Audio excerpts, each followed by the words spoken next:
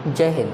सभी लोगों को मकर संक्रांति की ढेर सारी शुभकामनाएं। देखिए, मकर संक्रांति दरअसल आप लगभग सभी लोग जानते होंगे कि आज मकर संक्रांति के बाद से सूरज मकर रेखा की ओर से ऊपर आना शुरू होगा। ऊपर यानी कि भूमध्य रेखा के आसपास। चलिए, वो तो भूगोल का कंसेप्ट है। जैसा कि पिछली वीडियो के अंदर हम रॉलेट एक्ट पढ़ रहे थे, रॉलेट एक्ट, जिसे हम जलियांवाला बाग कांड के नाम से भी जानते हैं, और उसके अंदर हमने परिचय ले लिया था। और आज हम देखेंगे कि जलियांवाला बाग कांड हुआ, उसके बाद कैसी घटनाएं हुई। और देखिए, कुछ दिनों पहले मैंने एक वीडियो डाली थी जिसके अंदर मैं न्यूटन फर्स्ट लॉ पढ़ा रहा था। वैसे मैंने न्यूटन सेकंड और थर्ड लॉ की वीडियो डाल दी है। अब बहुत से लोग ये प्रश्न पूछ रहे होंगे कि यह फर्स्ट लॉ कहाँ पे, क्योंकि वीडियो जब शुरू होती है उसके पहले जो फ़ोटो आता है उसमें सिर्फ सेकंड और थर्ड लिखा था। फर्स्ट लॉ जो सेकंड और थर्ड वाली है उसमें नहीं लिखा है। देखिए, जो मैं सेकंड और थर्ड वाली वीडियो बना रहा था, मतलब जिसमें मैंने न्यूटन का दूसरा तथा तीसरा लॉ बताया था, उसके अंदर मैंने आपको पहला लॉ भी बताया था। अगर आप अच्छे से उसे देखे होंगे, अगर आप सही से नहीं देखें तो हम आज एक बार फिर से बता देते हैं। न्यूटन के पहले लॉ के अंदर ये लिखा गया है कि कोई भी वस्तु, कोई एक्सटर्नल फोर्स जब तक उसके ऊपर नहीं लग जाता तब तक वो रुकेगी नहीं। अब ये जो चीज़ है इसको हम कभी अन्य टॉपिक के अंदर कर लेंगे, बाद में समझ लेंगे। अब जो हमारा रॉलेट एक्ट है उसे देखते हैं। जैसा कि आप सभी लोग जानते हैं कि 13 अप्रैल को जो हमारा जलियांवाला बाग कांड था वो हुआ था। कैसे हुआ था, चलिए देखते हैं। 13 अप्रैल कब हुआ था? 13 अप्रैल में 1919 में हुआ था। ये सब तो कल हमारा हो गया था। देखिए, जब जलियांवाला बाग कांड हुआ था वो बैसाखी का दिन था। हो सकता है आपको बैसाखी मतलब नहीं मालूम है। देखिए, पंजाब में एक फेस्टिवल यानी कि एक त्यौहार बनाया जाता है बैसाखी नाम से। इस बैसाखी के दिन फसल कटती है, गेहूँ की फसल कटती है, और इस दिन वो लोग बहुत सारे मतलब गेहूँ की फसल काटने के बाद काफ़ी ज़्यादा खुश होते हैं, अपने में जश्न बनाते हैं। चलिए ठीक है। देखिए, जो जलियांवाला बाग था, देखिए अमृतसर के अंदर एक बाग यानी कि एक पार्क था जलियांवाला। उस जलियांवाला बाग के सामने कुछ लोग, कुछ मतलब हजारों लोग प्रोटेस्ट करने लगे। हालांकि वो शांतिपूर्ण विरोध प्रदर्शन था, यानी कि वो लोग शांति से विरोध प्रदर्शन कर रहे थे। किस लिए विरोध प्रदर्शन कर रहे थे? जैसा कि आप जानते हैं, सत्यपाल तथा सैफुद्दीन किचलू।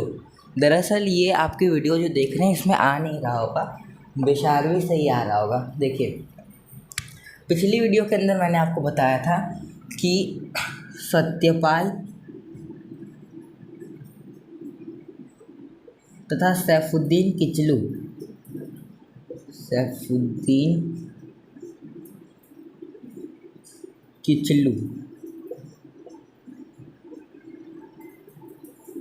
ये दो पंजाब के एक गवर्नर टाइप के लोग थे, और इनको अंग्रेज़ सरकार ने पकड़ लिया था।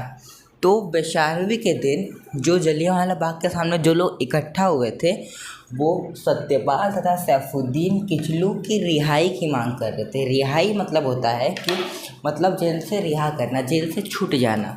और जो लोग जलियांवाला बाग के सामने खड़े थे, जो लोग प्रोटेस्ट कर रहे थे, वो इसके लिए भी कर रहे थे कि क्योंकि गांधी जी को भी अंग्रेज़ लोग अरेस्ट कर लिए थे, और क्योंकि जो इन्होंने रॉलेट एक्ट लाया था जो कि काफ़ी ज़्यादा बेकार था, उसके लिए भी यहाँ पे प्रोटेस्ट हो रहा था। चलिए अब आगे देखते हैं। भारत का वायसराय, देखिए 1919 के दशक में भारत का वायसराय जेम्स जोई था। और वायसराय क्या होता है? देखिए, आजकल के टाइम पे जैसे प्रधानमंत्री होते हैं, भारत के फ़िलहाल में प्रधानमंत्री श्रीमान नरेंद्र मोदी हैं, उसी तरह उस समय वायसराय होते थे। और 1919 के दशक में भारत का वायसराय जेम्स जोई था। ठीक है। अब देखिए, मोदी जी हैं, पूरे भारत के प्रधानमंत्री हैं। वो एक जगह दिल्ली से बैठ के पूरे भारत को तो देख नहीं सकते, कहाँ पे कैसी परेशानियाँ हैं, कहाँ पे किस चीज़ की ज़रूरत है। तो इसलिए हर राज्य का एक मुख्यमंत्री होता है, एक सीएम होता है यानी कि चीफ मिनिस्टर। तो उसी तरह पंजाब का गवर्नर, देखिए उस समय चीफ मिनिस्टर यानी कि क्या कहते हैं उसे, माफ़ कीजिएगा, मैं सीएम को हिंदी में अर्थ भूल गया। मैं अगली वीडियो में आपको बता दूंगा, अभी 2 मिनट पहले ही मैंने आपको बताया था। देखिए, उस समय पंजाब का गवर्नर था ओ डायर। देखिए, जलियांवाला बाग कांड के अंदर अक्सर बच्चे ओ डायर तथा आर डायर में कंफ्यूज होते हैं। ये दोनों अलग अलग व्यक्ति थे। ओ डायर जो था वो पंजाब का गवर्नर था, ठीक है। पंजाब का गवर्नर कौन था? O Dyer. आजकल का देखें तो सीएम, हाँ, जैसा कि मुझे याद नहीं आ रहा था, सीएम को हिंदी में क्या कहते हैं? मुख्यमंत्री कहते हैं। क्या कहते हैं? मुख्यमंत्री। अब देखिए, महाराष्ट्र बहुत बड़ा है। महाराष्ट्र का चीफ मिनिस्टर है एकनाथ शिंदे, मुख्यमंत्री एकनाथ शिंदे है। तो अब इतने सारे महाराष्ट्र में ज़िले हैं, वो हर ज़िले की रखवाली तो नहीं कर सकता, इसलिए हर ज़िले के अंदर एक एक डीएम नियुक्त किया गया है, जो कि भारत की सबसे कठिन परीक्षा यूपीएससी पास करके आए हैं, है कि नहीं है। तो इसी तरह उस समय यानी कि 1919 के दशक में सेनापति होते थे, मतलब डीएम की जगह सेनापति। तो अमृतसर का सेनापति था आर डायर। समझ में आ गया? यानी कि पंजाब का लेफ्टिनेंट गवर्नर, नहीं सिर्फ गवर्नर, ओ डायर, और अमृतसर का सेनापति आर डायर, ठीक है। देखिए, जब लोगों को मालूम पड़ा, जब ओ डायर तक ये बात पहुंची कि जलियांवाला बाग के सामने बहुत सारे लोग शांतिपूर्ण प्रोटेस्ट करने, देखिए शांतिपूर्ण प्रोटेस्ट कर रहे थे, कोई प्रॉब्लम नहीं है, उन्हें करने देना चाहिए था प्रोटेस्ट, क्योंकि वो अपने हक के लिए लड़ रहे थे। पर क्यों? अंग्रेज लोग तो हैं ही ऐसे। तो ओ डायर ने आर डायर को कह दिया कि रैपिड फायर करो सबके सामने, मतलब जलियांवाला बाग के सामने जितने भी लोग खड़े हैं सबको गोली मार दो, हत्या कर दो सबकी। अब आर डायर जो है, देखिए, जो आर डायर था इसमें थोड़ी सी इंसानियत थी। ये बात अच्छी तरह से जानता था कि जो हिंदुस्तानी लोग जो प्रोटेस्ट कर रहे हैं ये अपने हित में कर रहे हैं, उनके ऊपर गोली चलाना सही बात नहीं है। पर आर डायर को भी कुछ ना कुछ देर बाद तो अपनी नौकरी भी प्यारी थी, क्योंकि अगर वो ओ डायर का कहना नहीं मानता, अगर वो गोलियां नहीं चलाता, तो आर डायर की नौकरी जाती, क्या पता लंदन में जाके उसको मार भी दिए होते। तो इसलिए आर डायर ने क्या किया, जो जलियांवाला बाग के सामने जितने भी लोग खड़े थे, लगभग 1500 लोग खड़े थे जलियांवाला बाग के सामने, उनको 5 मिनट का समय दिया कि 5 मिनट तक मैं गिनती करूँगा, अगर आप अपनी जान बचा के भागना चाहते हैं तो भाग जाएं, नहीं तो उसके बाद सबके ऊपर गोली चल जाएगी। और आर डायर ने 5 मिनट देखा और 5 मिनट बाद सबके ऊपर गोली चला दी। देखिए, अब जैसे पुलिस है, भारत की पुलिस है, उसके अंदर सीआरपीएफ आता है, एनडीए आता है, स्टेट पुलिस आता है, सेंट्रल पुलिस आती है, उसी प्रकार उस समय भी इस तरह की कैटेगरी होती थी पुलिस की, और उस समय कैटेगरी को कहते थे रेजिमेंट, सेना की रेजिमेंट।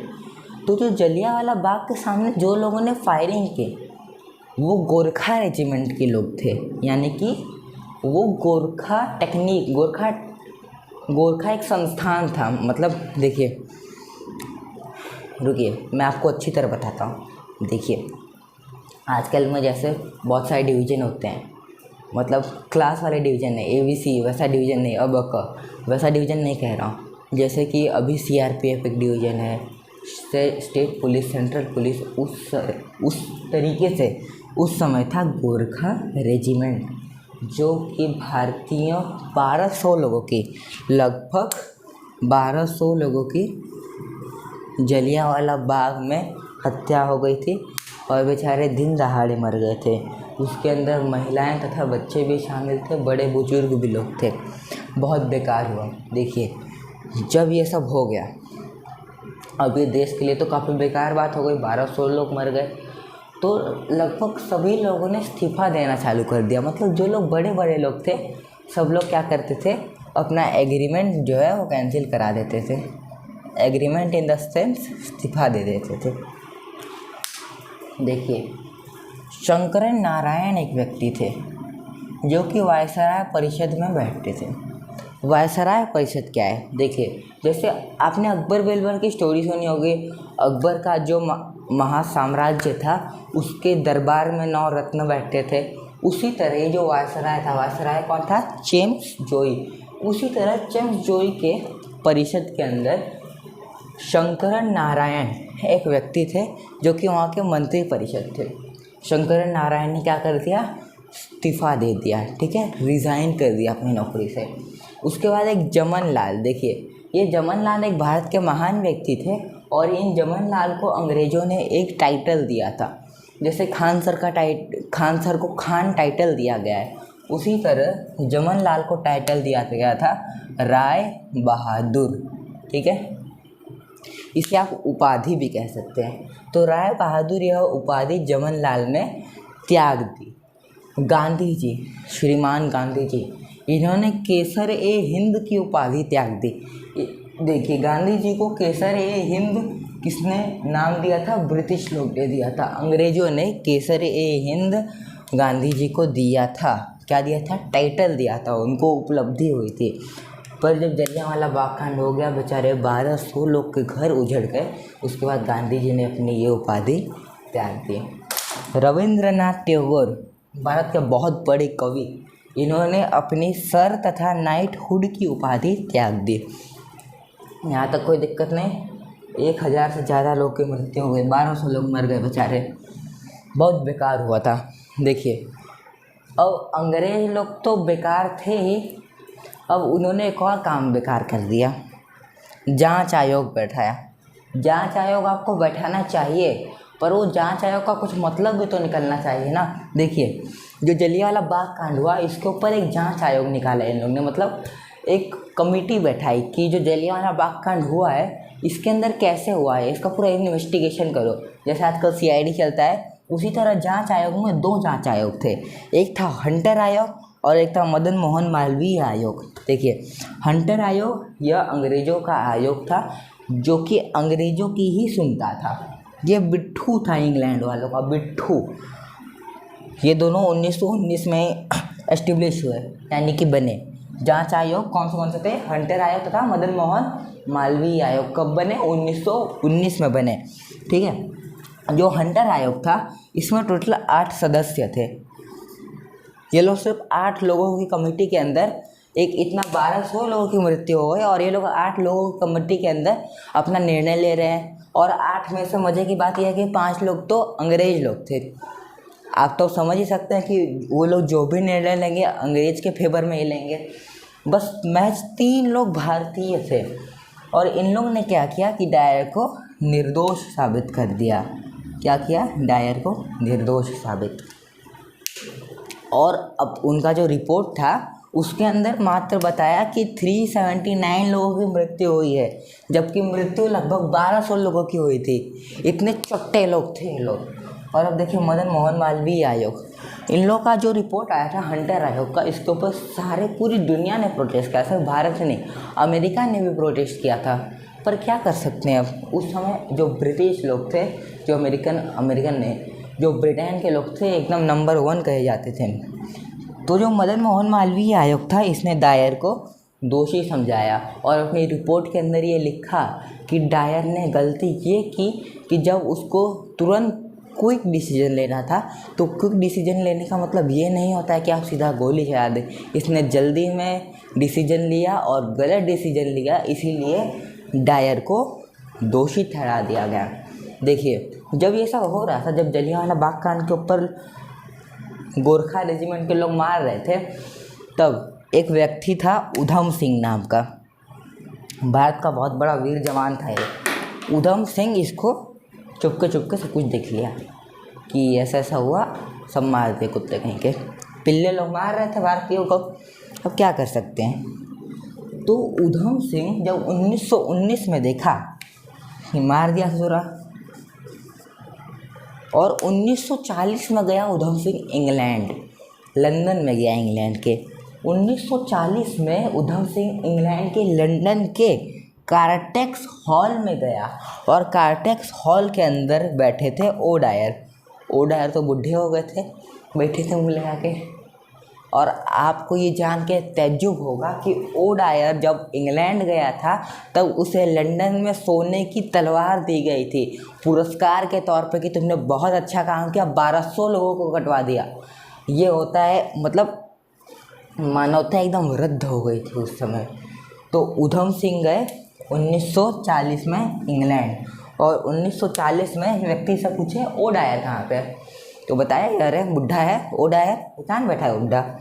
तो गए ओ डायर के सामने उधम सिंह, मारे अपना देसी कट्टा निकाले, 5-6 गोली यहाँ पे मारे सीधा, और मारने के बाद तुरंत ही सरेंडर कर दिए ब्रिटिश लोग के सामने। ये इंग्लिश में बोले कि मैं ओ डायर को मारने आया था, तुम लोग, ये ओ डायर वही व्यक्ति था जिन लोग की वजह से 1200 व्यक्ति मर गए थे, और सरेंडर करके उनको उनके बाद फांसी हो गई थी।